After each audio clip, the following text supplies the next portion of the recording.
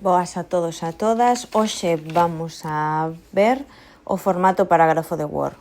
O primeiro que temos que saber é cal é o icono que nos ensina as marcas de final de parágrafo. Si nos vamos aquí, a este icono de aquí, que nos aparece como mostrar todo, si pinchamos vemos que nos sae unha marca nos finais de cada un dos parágrafos. Incluso, si lle damos a Enter, vemos que nos sae tamén a liña en branco que hai entre cada un dos parágrafos. Para ver todas as opcións que temos para dar formato a un parágrafo en Word, temos unha flecha á dereita de onde pon parágrafo, que si clicamos aparece un cuadro de diálogo donde o primeiro que temos é a alineación do texto. Temos 4 alineacións: esquerda, centrada, dereita e xustificada. Para modificar a alineación podemos facelo onde estábamos antes ou nun destos 4 iconos. Por exemplo, se seleccionamos este parágrafo e lle damos a alineación á dereita, vemos que o que fai é poñer todo o texto á dereita que quede igualado con respecto ao marxen da dereita e vemos que o marxe da esquerda queda desigual.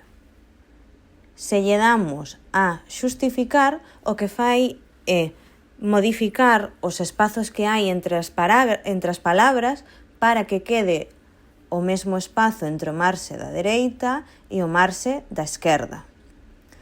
Este é o xustificado que temos que utilizar para todos os documentos administrativos, ¿vale? Ou todos os documentos oficiais.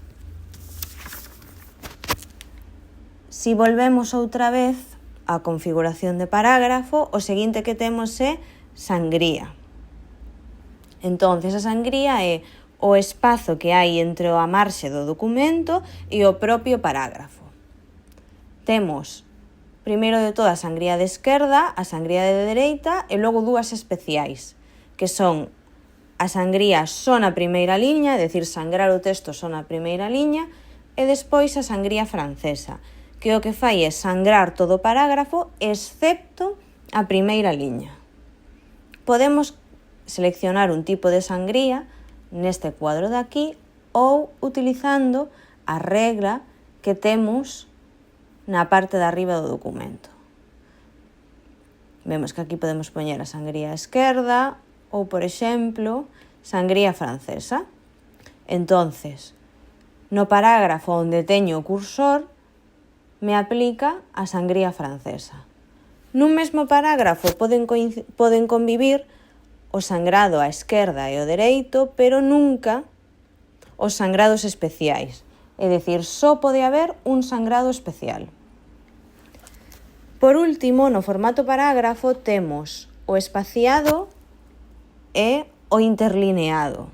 O espaciado é a distancia que poñemos entre parágrafos, que pode ser co parágrafo anterior e co parágrafo seguinte.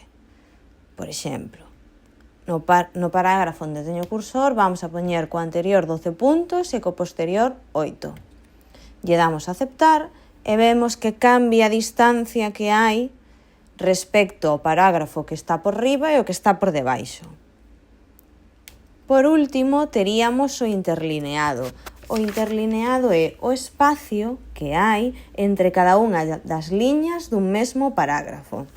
Aquí temos diferentes: 1,5, interlineado doble, mínimo. Vedes que na vista previa aquí debaixo podedes ver como quedaría cada un.